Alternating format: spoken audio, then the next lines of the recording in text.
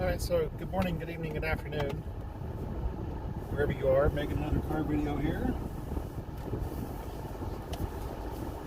Actually heading back into the office for a change after working at home for 3.5 months. I only have about 20 minutes or so to make this video, so I want to get right to it. One of the things that I talk a lot about on this channel of mine is the Royals, or are the Royals, and I made quite a bit of videos back during spring training before everything was shut down. And now baseball is coming back. I don't know how long this is going to last because they're not supposedly they're not going to allow fans in the stadiums this year, which that's a losing proposition long term. Actually, it's a losing proposition short term as well. Without revenue, these teams can't survive. They won't be able to pay the players the salaries that they are, trying to command. And eventually, if it continues like this, baseball will shut down. In all sports will shut down, at least the way we know them. And because, first of all, a lot of people have lost jobs. A lot of people have lost income or making less money than they were, 4 months ago. And we're just supposed to sit back and just say baseball players are going to keep the same money, but without any revenue streams coming in. Who's paying them? And the landscape has changed drastically in Major League Baseball, in all sports for that matter. And there needs to be some serious look at how these teams are going to pay these players going forward. And if there's not going to be any fans going forward, and I'm hoping that's just a short-term thing, because long-term they can't support that model. It just won't work. The leagues will go bankrupt, and the teams will go bankrupt, because there's not that many people buying jerseys. It's gate revenue, it's concession revenue. This is what drives Major League Baseball. Just because there's so many games to be played. So anyway, that's a whole nother discussion, whole nother video. But one of the things that they're going to do, baseball's going to have a 60-game schedule this year. And you're going to play the teams in your division, I think 10 times each. I think that's what they said, so that's 40 games. And then the other 20 games are going to be comprised of games against another division. I think the Royals drew the National League Central. Well, I think the American League Central is going to play the National League Central. So everyone's going to play the same schedule. The Royals won't play the Red Sox or Yankees this year. They'll just play, the White Sox, Tigers, Indians, and Twins, and then the Cubs, Cardinals, Brewers, Reds, Pirates. Yeah, Pirates. Those are the teams that the Royals are going to play. And that'll be the season. And then the playoffs will be the same structure as they have been. 3 division winners, 2 wild cards.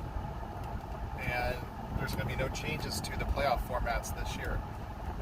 The rule changes that they were going to institute this year anyway, most of those are still going to be in effect. 3-batter minimum for relief pitchers. 3-batter minimum for, well, not just relief pitcher, any pitcher, but unless they finish the inning, and then they don't have to go out to the next inning. The National League is going to play with the DH this year, so this is a temporary thing. Now, in my opinion, they won't go back. So if baseball goes back to a regular schedule next year, with no restrictions and no more restrictions on fans coming in, no more restrictions on travel, then I could see a scenario where the National League just go ahead and just adopt the designated hitter permanently going forward. And I think that's a good thing. And I know there's a lot of baseball purists who disagree with that statement, and they like the strategy of the National League game. Look, the bottom line is that pitchers have never been worse hitters than they are today. Okay? And they are and we put such a prime emphasis, and a lot of money is spent on. Excuse me. There's a lot of money spent on investing in pitching staffs. So, why would you want them to divert part of their focus to become hitters? I mean, like I said, pitchers have never been as worse of hitters in Major League history than they have been in the last 10 years. I mean, just because we've become so specialized in what the pitchers do, it's time that they stop hitting. And now the counter argument, one of the counter arguments, other than the strategy element, is like Major League Baseball. They'll say things like, "Well, kids in Little League, I mean, the pitchers still hit," and things like that. Like every league, every minor league, every college, every high school, maybe not high school, but I know minor leagues and college, I know all of them have the DH. None of them have their pitchers hit. Now, I believe you can have a pitcher hit as a DH in college. I'm not exactly sure on that. I think that is the thing you can do.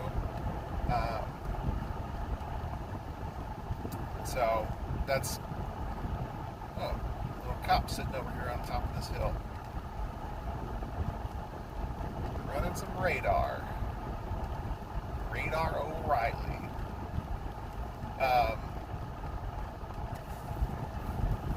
But anyway, one of the things that I think that will be beneficial for baseball is everyone's playing out of the same rules now. Because, in my opinion, in the World Series, in my opinion, the National League has an unfair advantage because they're used to a pitcher's hitting, and the American League isn't. And then when they're in the American League park, the American League plays as their normal rules. And the National League, they don't have to bat their putrid hitter of a pitcher. They get to get another guy off the bench. Now, granted, they're not paying big dollars to a designated hitter like American League guys are, or American League teams are. But anyway, I think that's a good change going forward. Everyone's under the same rules. To be honest, perfectly honest with you, I would have been fine with the American League abolishing the DH too, for the same reason, that the rules would be the same in both leagues. Now, I would like that less than the National League getting the DH, just because I'm an American League guy. I've been a Royals fan my whole life. I've grown up with the DH, as part of my hometown team. So that's something that I'm used to, and I fully admit that I'm used to the designated hitter, so therefore I like it. If I was a Cardinals fan growing up in St. Louis, I probably would like the pitchers hitting. I probably wouldn't like the DH. I'd probably be very vocal about how we need to be pure to the game and everything. It's like, look, baseball needs to change and adapt, and I think this is one of the things that is beneficial for that change, to adapt to more modern times. So the next thing on the on the docket is a very controversial decision. At least to me, it's controversial. In my opinion, they shouldn't be doing it, but there is a new thing they're going to be doing this year. They've talked about this in the past, floating the idea out there. It's never gotten traction. But they're going to have a runner on second base at the start of every half inning in extra innings going forward. At least this year, they're going to try it out. I think this is a terrible idea, an absolute terrible idea. First of all, most games that go to extra innings, they last 1-2 innings at most, 3 innings. Going to 14, 15, 16, 17 innings, that's the outlier. And the reason why they want to do this is because they say they want to. It's a pace of play improvement. The problem with this is that the amount of games that take the amount of time that would require you to see any significant improvement here, it's just not that many. These are outliers as opposed to more of the statistical norm. And I mean, I don't have the data in front of me to look at it, but when games do go extra innings, they don't last forever. Now, like I said, sometimes there are marathon games. I mean, that they go a long ways. I mean, the first game one of the World Series in 2015 with the Royals and the Mets, went 14 innings, and in game 5 went 12 innings. So, I mean, like I said, there are exceptions, but by and large, it's not that big of a deal. And by doing this, let's follow the line of logic here. So the game is tied at 5, okay?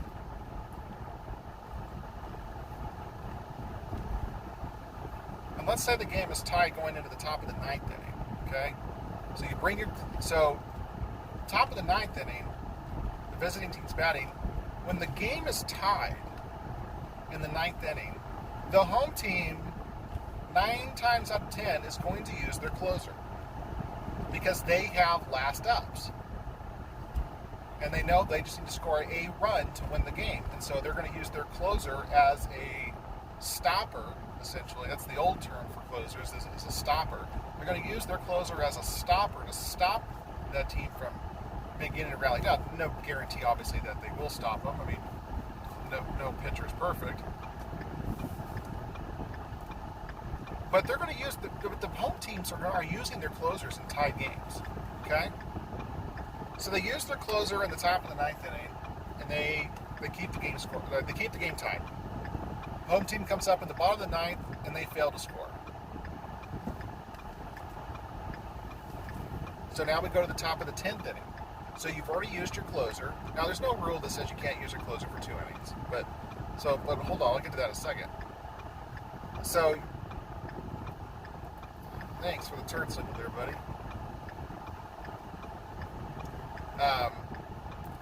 So the home team doesn't score in the bottom of the 9th. So now it's still tied at 5. Go to the top of the 10th inning. And the visiting team, who, by the way, has not used their closer yet, because visiting teams only use their closer when they're ahead. They don't use them in tie games. So the visiting team now has a runner on second, nobody out.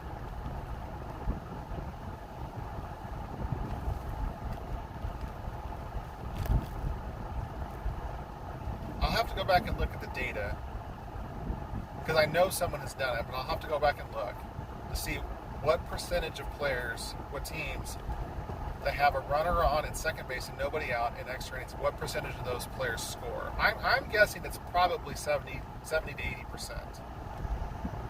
Maybe that's too much. Maybe I'm overestimating it. But here you go, all you National League guys, National League fans. Get a bunt down, move the runner to third, and hit a fly ball, and the runner scores. You can score that guy from second base without even getting a hit. So let's say that happens. First guy up, drops down a sacrifice bunt, moves the runner to third. Next guy up hits a fly ball to center field, and the runner scores. Okay? Now it's 6-5 going into the bottom of the 10th. And now the visiting team is using their closer. They're using their closer with a lead because they were given an advantage at the top of the inning. Now, that said, the home team still has a runner on second and nobody out for the bottom of the 10th inning. But they're facing a much better pitcher than pitched against them. And they're facing a much better pitcher than somebody else who pitched at the top of the 10th, which is probably not the closer for the other team. Most managers don't use their closers for more than a single inning. Maybe they do in this situation, but the history tells us, the data tells us that the closer will be in the 9th and will not go out there for the 10th if the game is still tied. So now it's 6-5. Now you're facing the other team's closer. Again, a very good pitcher. And so now you have the same opportunity to score with a runner on second and nobody out. You can do the same thing. You can drop down a bunt and sacrifice fly and the game scores. But I still contend it's against a much tougher pitcher. So the visiting team has an advantage. They have an advantage because they will get to have their closer in when they have a lead. And they're almost guaranteed to score before the home team does.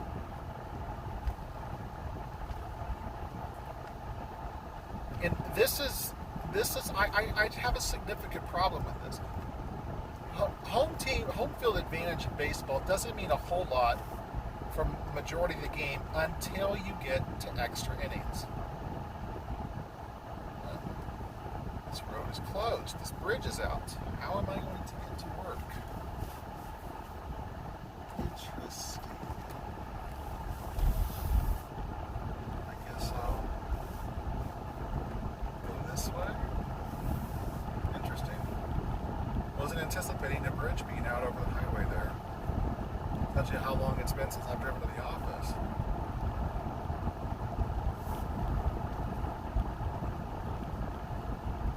Huh. Alright. I only have 12 minutes to get to the office because I have a 1 o'clock meeting. So, anyway, I'm just kind of rambling on about this rule. I don't like the rule. I don't like starting a runner on second base. Now, if they wanted to have a little bit of action or a little bit of, maybe a little bit of not drama, but added pressure, how about you start each inning with a runner on second base and 1 out? Because then you can't use 2 outs. You can use 2 non-hit plays to score a run. At least for the most part. I mean, granted, lots of things can happen, but I don't like what they're doing here with this rule. It doesn't make sense to me. And I know it's temporary. I know they're going to try it out this year. My estimation, and this is my unscientific belief, this is just my opinion based upon knowing about the game of baseball and played it competitively when I was much younger, and just watching so many games, and I know about the game of baseball. I'm not just some person sitting here offering invalid opinions because I don't have no basis. I know about the game. I don't work in the game, but I know about the game. In my opinion, in this shortened 60-game schedule, I'm not going to be surprised if 70% of visiting teams win extra inning games. And I'm going to go on record and say that's my prediction. It's going to be at least 70%. 70% or more of extra inning games will be won by the visiting team. I think that this just offers too much of an advantage for that visiting team who is batting first to have first shot at scoring when they have such an advantage to score. It's just like in college football, where the extra innings, where overtime rules, where each team gets the ball on the opponent's 25-yard line, and then you can make a first down, but obviously you're pretty much in field goal range already. And people say that some people say the advantage is the team that has the ball second, because then they know exactly what they have to do. I'm like, look, they have to score regardless. They know what they have to do. It's just that if the other team has scored, it's more pressure on them to score now. I mean, knowing what you have to do is irrelevant. You know what you have to do. You have to score the football. You have to score a touchdown or a field goal. You got to get some points on the board. So again, let's take the analogy one step further. In college football, you've got 4 downs to make a first down from the 25. If the team on defense, if you stop them and they end up kicking a field goal, you feel good about your chances. But still, I've seen too many examples. Missouri, South Carolina, 2014. I've seen too many examples where the team played it safe because they all they had to do was kick a field goal, and then their kicker completely flubs it and they lose the game. Because, kickers just sometimes, especially college kickers, are just maddeningly erratic at times. Especially in college where the hash marks are much wider. which gives the kickers a much harder time, in my opinion. I think the hash mark should be a lot more narrow.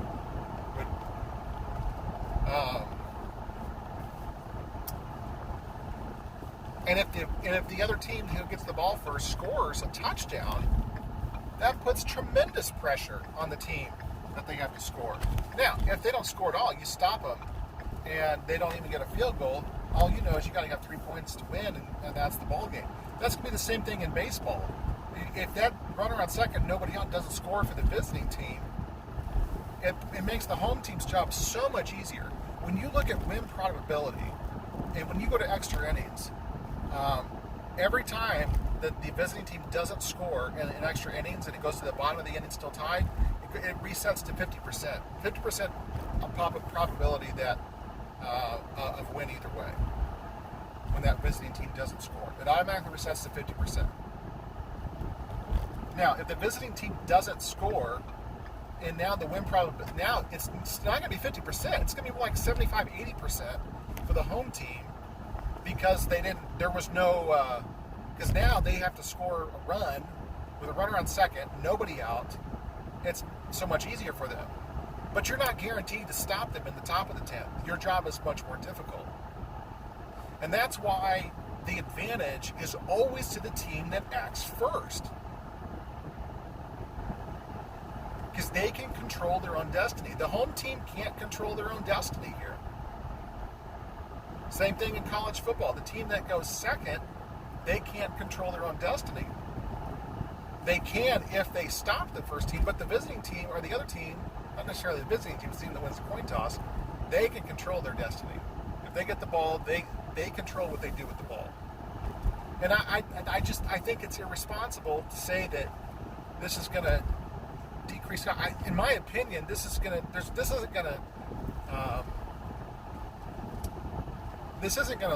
shorten games. All this is going to do is give visiting teams an unfair advantage in extra innings. You're starting. I'm not going to rehash all the points I just made, but that's my stance on it. I think it's bad for baseball. This is fundamentally changing the way baseball is played. You're adding in, gimmicky rules, at different parts of the game. And honestly, think about this. The World Series in 2015 that the Royals won, think about, there was 2 extra inning games. Game 1 and Game 5, both won by the Royals. One at home, one on the road. Would those games have turned out differently under these certain rules? Now, the Royals went ahead and won their game on the road in extra innings because they scored 5 runs in the 12th inning, and they kind of blew it open. What about Game 1? Gordon hits the home run to tie the game in the 9th. Would the Mets have scratched across to run in the 10th, 11th, 12th, or 13th, or 14th inning? If they had a runner on second and nobody out? Maybe. Maybe that series goes completely differently. Maybe we get to game 5 and it's, instead of Royals being up 3-1, it's tied at 2. And the Royals win that game. They have to go back and win Game 6 or Game 7, both against DeGrom and Syndergaard. And I know they beat up on DeGrom in Game 2, but it was 1 inning. He was dominant further outside that 1 inning. I don't know, guys. I'm not okay with this change. I'm really not okay with this. I don't think this is the way baseball should be played. So, again, so those are my thoughts. We'll see how things go. Even if they get the season off, they're talking like obviously that they will. With the way that all these states are closing down, just locking everything down again because cases of COVID-19 are on the rise. It's not going to surprise me to see baseball just not do anything, or maybe even cancel the season. So, maybe that won't happen, but we'll see. Anyway, thank you for watching. Hope you have a nice day, and I'll talk to you later.